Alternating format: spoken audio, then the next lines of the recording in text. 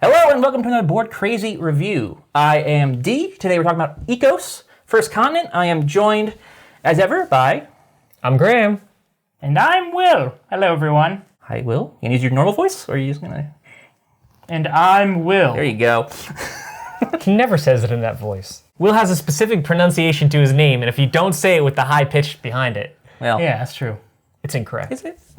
Right, so we're gonna talk about this game here in a minute, but before we do that, we're going to explain the game to some degree, by running my introduction to it from our gameplay video, which you could also just watch if you want to do that. Get us another view, another thumbs up. Hold on, wait a second. I need to go watch that, 'cause Okay. I don't know how to play this game. All right, come back here in about 45 minutes.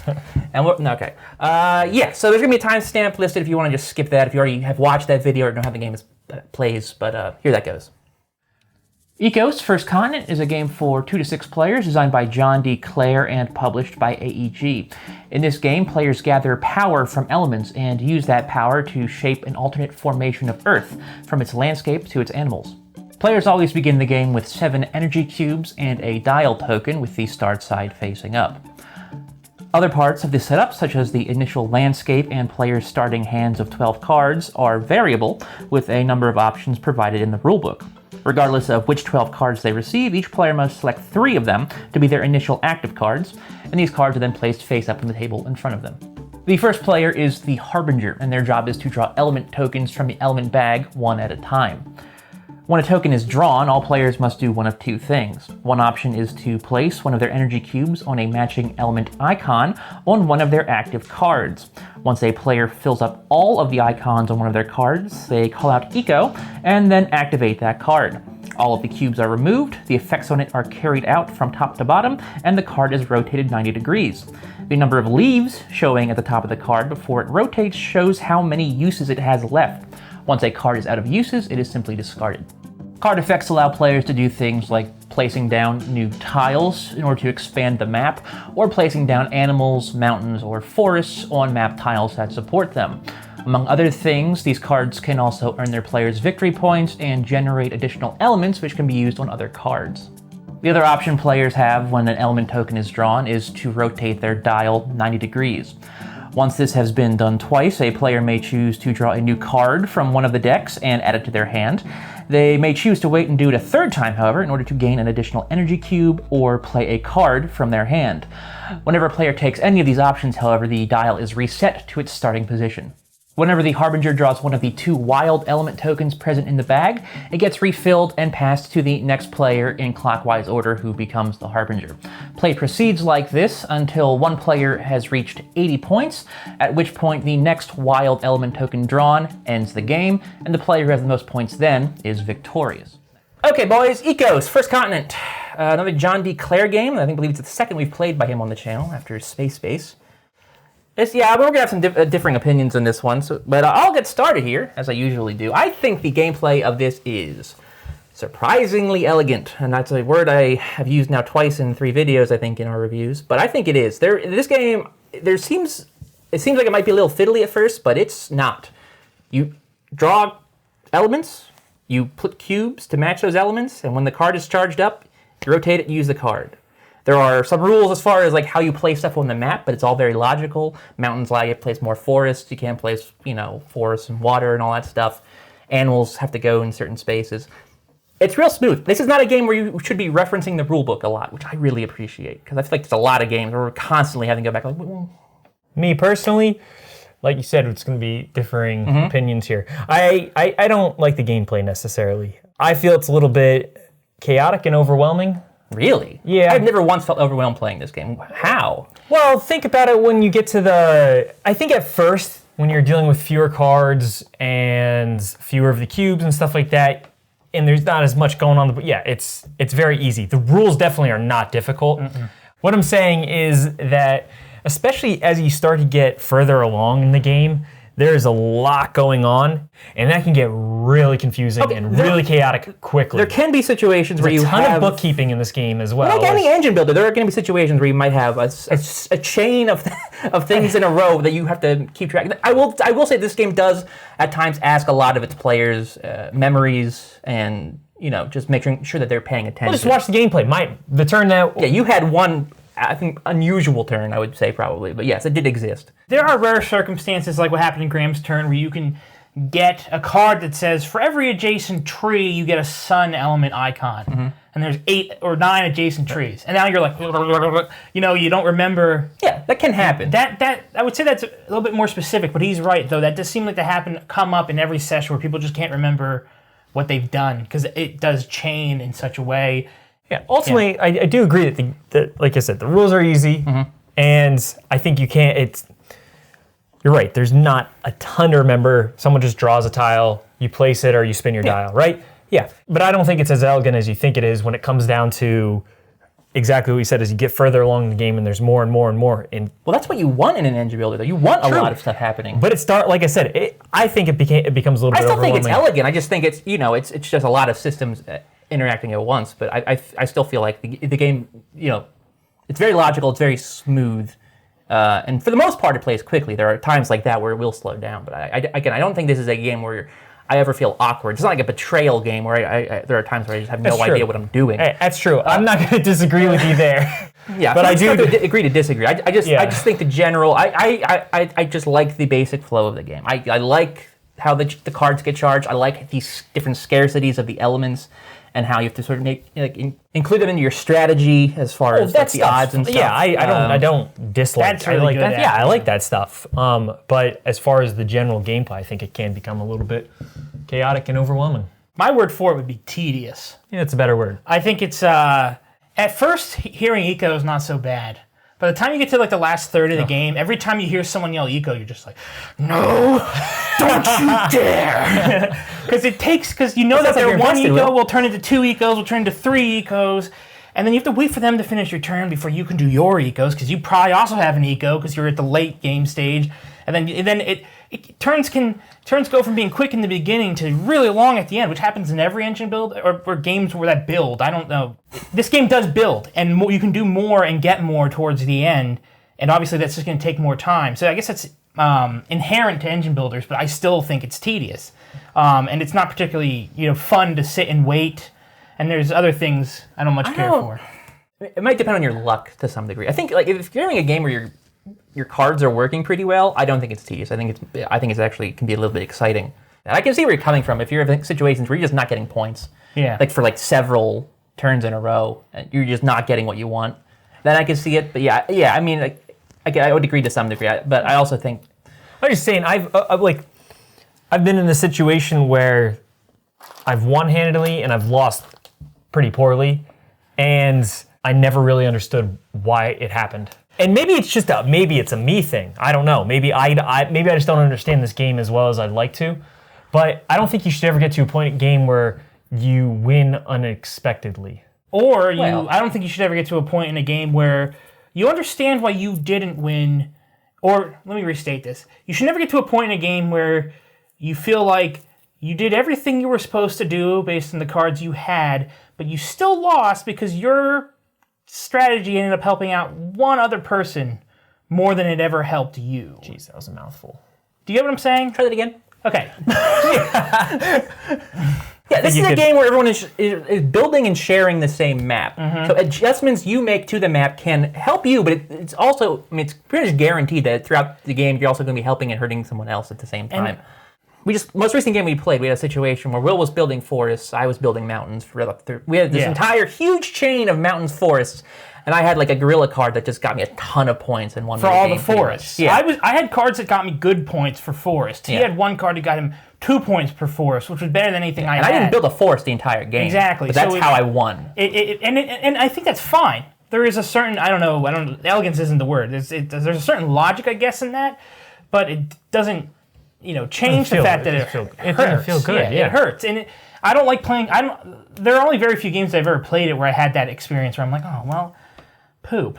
I just helped somebody else win, and there's nothing really I can do about it. This game does have another problem. It's that I think at its best, you're going to be in a situation where you understand precisely what your opponents are trying to set up at least a little bit. You can, keeping track of their cards and, kind of what they're working towards. But it's a hard ask, I think, for players. Because there's so many cards, so many different variations on what can happen. It's already a little bit Like overwhelming. That is overwhelming. You have to sort of read the board more than anything. Yeah. So we could tell. Okay, Will's going to be placing down a lot of forest. He's got a forest thing somewhere. Yeah. Presumably, I've got to get out quick with my thing before he does. Becomes a matter Yeah. of timing Yeah, rather than. you have to. Yeah, exactly. See, I read the board though, and I was like, "Oh, he has a mountain thing." How was I supposed to? You played your gorilla card. Even and still, by by that point, I had like 10, 11 mountains nothing on I the could board. do to prepare for that. Yeah, but you still, obviously, I was going to. Even still, I was doing something. It feels like a game that you have to know too well to really be able to. Okay. Yes, that was another point I was going to make. I think this is a game that's going to get better the more experienced everyone is with it. Right, exactly. This game has a hurdle. You Yeah. have to commit to playing it. It's not hard to learn, but it's hard to master this game. Yeah, definitely. Which I don't think is a good fit for what the people who are going to buy this game and play this game. I don't think it's a good fit for what they're looking for. I mean, who knows? I 100% understand what you're going for. I guess it's just Because if you don't play every card, you don't play this a lot, and you don't remember, like, the card combinations won't occur to you, like, which are the best ones. It's won't getting know- harder to read the board. You won't know the when you're- tactics of the game. Exactly. I guess it's kind of similar to space-based. Not If I played this figure out the game, strategies. if I played this game now against someone who's never played it, or against two people who've never played it, I would slaughter them. It wouldn't even be Yeah. close. Well, yeah, no. And there is definitely, I agree, a hurdle with this game at the start. You know, the game recommends starting decks for your first couple sessions. They're good. I mean, they're balanced pretty well, I think, but they're not powerful. They're pretty weak. You know, they're missing like a lot of the heavy hitter cards. So you're gonna have a situation where the game's gonna drag because you're just not gonna be able to score that many points all at once. Right. So your initial games playing Ecos, I think, you know, probably won't, maybe not the best first impression. Because I think at this game, at its best, is when everyone knows what they're doing. You're drafting cards, and you're able to sort of set up big, massive point turns Right. ahead of time without relying on drawing new cards and everything like that. If you're not already enthusiastic about this game, you're probably never going to get to that point with this. Right. And I think that's where you two are probably, and that's fine. I get it. It's, Yeah, I mean, I'm sure I could keep playing this game over and over and over again, and we could all get really competitive at it, and then it's going to be a ton of fun. Yeah.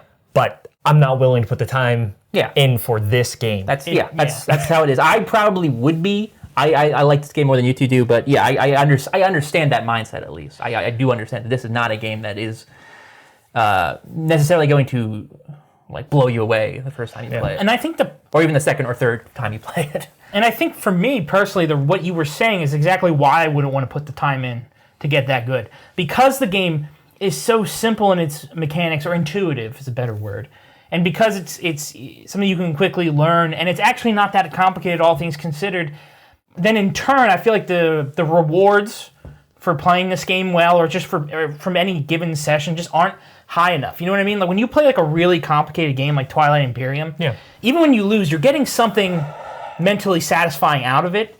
My point is, I don't know if it's heavy enough to give me that desire to continue to get better. Exactly. At it. I think that's kind of the You point. guys have a scale of weight to fun.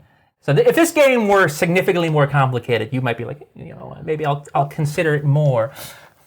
If there was slightly less luck involved there we as go. well. That's There's luck. That's The kind luck of my is a big part of it too. what I was going to say is that there's randomness, maybe a better way of putting it. because you're drawing elements from a bag. It's like playing bingo half the time. Well, You're just waiting. It is in the sense that you have a card, it's you not have like bingo. 4 or 5 symbols, you're waiting to fill up that card so that card can help you fill up other cards. I agree. It's not like bingo. So it's similar to bingo in that you wait, you draw them, and in you're like, bingo, oh. you've got numbers, and there's one equal chance of any single number being called. It's not. There are way more sons than deer. It's not. you can plan around that. But I'm not saying it's literally bingo. I'm saying it has similarities in the sense that you're trying to fill up something and then you literally call out the name of the game. It's similar to bingo in that regard, but that also adds randomness, which isn't fun. Go ahead, Graham. you can't have a game that's so heavily focused on tactics and so heavy on luck as well. That's why something like I feel like what was the last game you played? Era? Like I feel like that's very similar in that respect. D, maybe we're just not on your level. I just don't think I think we're gonna have to agree to disagree on this game. I actually think the randomness is less of an issue in this game than it is in many others. But one last gameplay thing I want to talk about at least. I do really like the dials. I think they're a very good inclusion. I feel like a lot of games like this have like a sort of like a perfunctory sort of mechanic where in these situation where you can't do anything, you can just do this instead. It serves that purpose here, but it goes away. It's more strategic than that, a lot more actually, because you can do it in place of other things. Like you can have a situation where you can place elements and you just go do the dial instead, because it's how you get new cubes, it's how you place new cards and all that stuff. I think that I just think it works really well. The dial is my favorite part about the game. Really? Yeah. Well, one, there actually is some strategy involved, like you said. And it's kind of like because everything you do except for the first turn is pretty much is useful. I could get new cards, or I could play a card, or get a cube. But it also gives you good information on it, knowing it's like a good design as well. Yes, it is. I would say something related to the dial, and I think this is a bit of a component thing as well. Sort of transitioned that a little bit. I feel like you should be careful with what kind of playing surface you choose when playing this game. Yeah. Because things can get knocked and rotated very easily if you're playing on like a glass or slick surface of any kind. So like the felt, it's not as big of an issue. But like playing, like we play upstairs on like the dining room table sometimes, and you can like knock stuff and it will fly. They spin like tops. Yeah. And if you have like 3 or 4 cubes on one and then 3 or 4 cubes on another, and they both impact each other and send their cubes everywhere, which will happen. Yeah. Ruin the game. You have to, don't remember where everything was unless you have photographic memory. Be careful. Yeah. I realized like any sort of solution for that problem would have cost a ton. As far as components go, but it is something to keep in mind. The elements are nice. It's a good looking color scheme too. Yeah. The best part about the components are obviously the containers. The containers, as a storage system for all those little tokens, it is so nice because you never ever need to pour them out ever again. Once they're in there, they are there, except for like when you're putting them on the board. Very clever, clean way about handling same thing a messy component. The cubes as well. It is just. That's really nice. I don't know about you guys, I like the theme of this game. I think it's kind of novel. Also, like how the theme sort of. They actually do some of it, I think, with like the cards and the elements. Like the elements you need to do certain things to the world are going to be. There's a correlation there. Like you need like sun and stuff to build up like the mountain spaces and stuff like that. And some of the mechanics are. It almost seems like they went and put it in the game because it fits with the theme better than like the actual gameplay itself. I think the game is well balanced.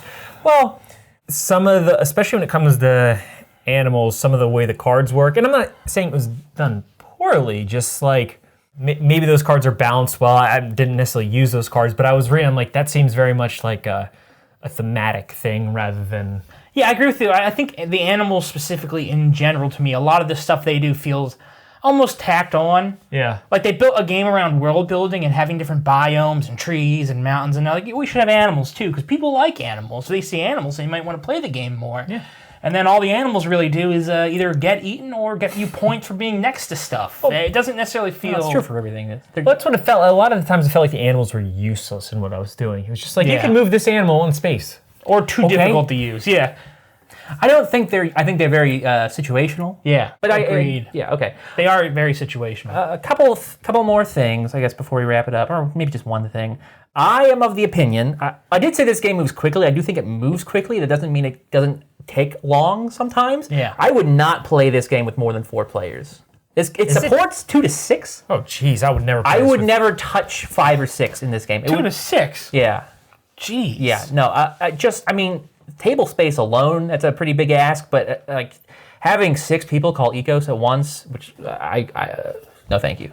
Maybe it would be tedious, but maybe it would balance the game a little bit better. Yeah, maybe it would. Maybe that's the trade-off. I think that's just too much. I agree. I would never. Too long, too much downtime.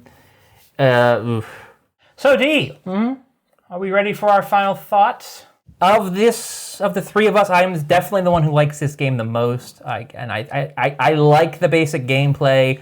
I think it's rewarding in ways that these 2 don't, apparently. But I think it's pretty good. I think the systems work well. I'm going to give it 4 stars out of 5.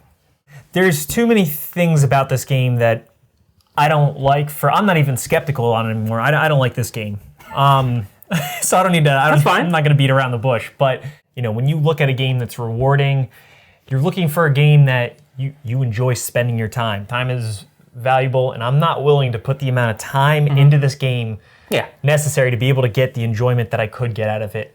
So just for that, I'm I'm gonna give it a one thumb down. One thumb down. You know, Okay. Yeah. Yeah, this one's hard for me because, you know, I try to do my best to stay objective, but the one thing I always stay subjective about is, you know, fun, entertainment level. And I think Graham and I both kind of stated that our entertainment sort of waned the more we actually played the game, which is not great because the more you play the game, the better you get at it. So Well, it should be the inverse where... Well, no, because it kind of like, you play it at first, you're like, oh, this game actually is pretty cool. Yeah. And then you learn, you're like, wait a second, this game's tough. Yeah. Whoa, I don't know this game at all. And then it starts yeah. getting better. But Yeah, and I also don't necessarily like, he says it plays quick, and it does in a way, but it's also very herky-jerky in its pacing. I don't like that either. Yeah. There's tedium in it. These are my final thoughts. No, that's fine. And...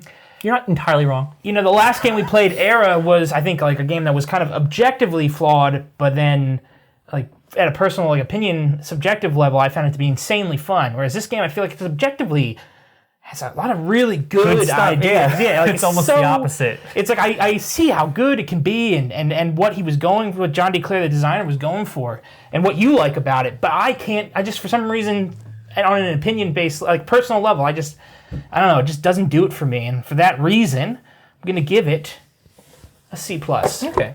Let's wrap it up, shall we? Okay. Cool. Thank you for watching this video. If you enjoyed it, please give us a thumbs up, even if you disagree with one or two of us. If you are perhaps a fan of this game and would let me play with you, that'd be great. I'd love to play this with people who actually like it. That'd be fun. sorry, D. Yeah, well, yeah, like, comment, any thoughts you have, subscribe to the channel if you haven't yet. We do this I say we do this every week. It's a really bad time to say that because we're not going to have a review next week, but we'll get to that in a second. And you can also check out our social media. Facebook, Twitter, and Instagram are all linked to below if you want to follow us on any of those platforms. But yeah, Will, what's coming up down the pipeline here for Board Crazy? Yeah. Holiday season's coming up. We haven't had a break in quite some time, so we're going to be taking one. After this video, I believe this Friday, we're going to have a list video, our very first one. Mm-hmm. So that'll be cool. Yeah. So not a normal gameplay playthrough video, but a video all the same will be out this Friday. And then next week, there should be an update video at the very least, and I think maybe one more other video. I'm not sure yet. We have to finalize that. But yeah, and then after that, though, what was it? Probably like December 18th and onward, there will be no more content until...